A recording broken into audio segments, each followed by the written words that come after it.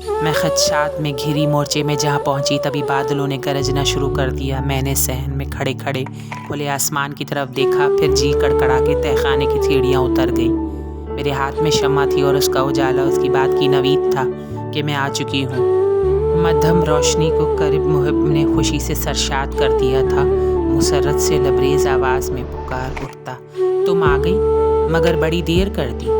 میں اتنا انتظار کرتا ہوں اور تم 2 گھڑی کو ملنے بھی نہیں آتی، پوری طرح باتیں بھی نہیں ہو پاتی۔ یہ کہتے ہوئے وہ میرے ہاتھ سے شمع دان کو لے لیا کرتا تھا۔ ہم دونوں آمنے سامنے ایک فاصلے پر بیٹھ جاتے اور دنیا جہان کی باتیں کرتے تھے۔ وہ وقت کتنا حسین ہوتا تھا، مدھم روشنی میں اس کا چاند سا چہرہ اور محتاط مسکراہٹیں جیسے اس پر جنت کے پھول برستے ہوں۔ ہم اکثر سوچا کرتے تھے کب ہمارے بڑوں کے بیچ فیصلہ ہوگا، کب ہماری شادی ہوگی، کیونکہ صلح میں ایک شرط و تعاون کی ادائیگی اور پھر رشتے کا چند شرائط پر طے ہونا تھا۔ ہمیں اسی سندر گھڑی کا انتظار تھا جس کے لیے ہم نے بار بار صلح کی دعائیں مانگی تھی۔ خبر نہیں تھی کہ اس گھڑی کے آنے سے پہلے ایک اور گھڑی آ جائے گی جس کو آخرت کی گھڑی کہوں تو بے جانا ہوگا۔ محبت انسان کو کبھی بھی مکڑی کے جالے کی طرح جکڑ کر بے بس کر دیتی ہے۔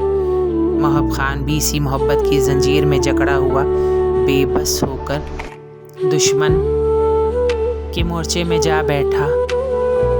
آج پتہ نہیں اسے کیا ہو گیا تھا۔ اسے میں نے مورچے میں بلایا تھا لیکن وہ بھی صحیح سے بات نہیں کر پا رہا تھا۔ میں نے دہشت سے لہجے میں پوچھا، محب تم ہوش میں تو ہو؟ آخر تمہیں ہو کیا گیا ہے؟ وہ کہنے لگا، نہیں مجھے بس پتہ نہیں کیا ہو گیا ہے۔ مجھے ایسا لگنے لگا کچھ پل کو جیسے وہ دوست نہیں دشمن بات کر رہا ہو۔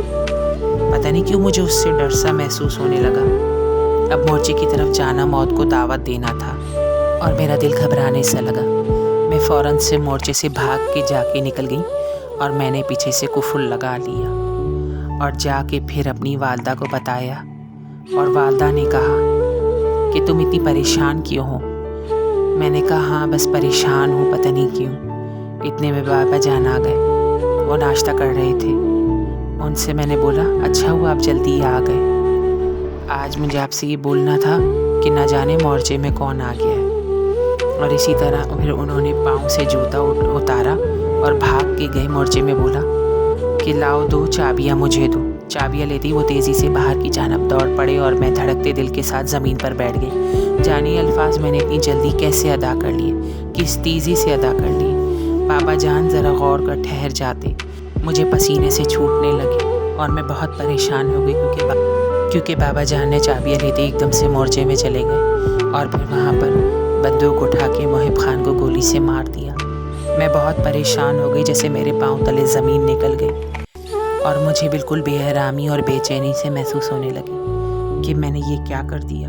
مجھ سے بھول ہو گئی، میں حواس میں اختیار نہ رکھ سکی اور میں بہت پریشان ہو گئی کہ یہ بھیانک صورت سے پہلے دیکھنے سے پہلے میں مر کیوں نہ گئی، اور مجھے اس دکھ کا احساس آج بھی تڑپاتا رہتا ہے۔ اور پھر اس کے بعد اسی وقت گودام سے اسلحے باہر نکل کے بابا آئے اور بولنے لگا کہ میں نے اس خبیث کو مار دیا ہے۔ محب خان کا خون جرگے نے والد صاحب کو اس لیے معاف کر دیا کہ وہ خود چل کر ہمارے مورچے کے اندر آیا تھا۔ بابا جان نے اس کو ٹھکانے پر اسے مارنے نہیں گئے، اور یہ قبیلے کی روایت تھی کہ دشمن اگر چھپ کر گھر یا گھر کے کسی حصے میں خود چل کے آئے تو اسے گولی مار دینا دوسرے فریق کی مجبوری ہو سکتی تھی۔ زندگی کی مہلت نہ دینا بھی بزدلی سمجھا جاتا تھا، اور میں آج بھی بہت پچھتاتی ہوں اور پریشان ہوں، اور میں محب کو بہت دل کی گہرائیوں سے یاد کرتی ہوں کہ کاش محب ہوتا تو کتنا اچھا ہو جاتا۔ یہ سب کچھ میری وجہ سے ہوا ہے کہ محبت آگ کی صورت میں ہوتی ہے، کیونکہ ہمارے یہاں اس طرح اگر دیکھ لیتے تو آج میں بھی نہیں ہوں۔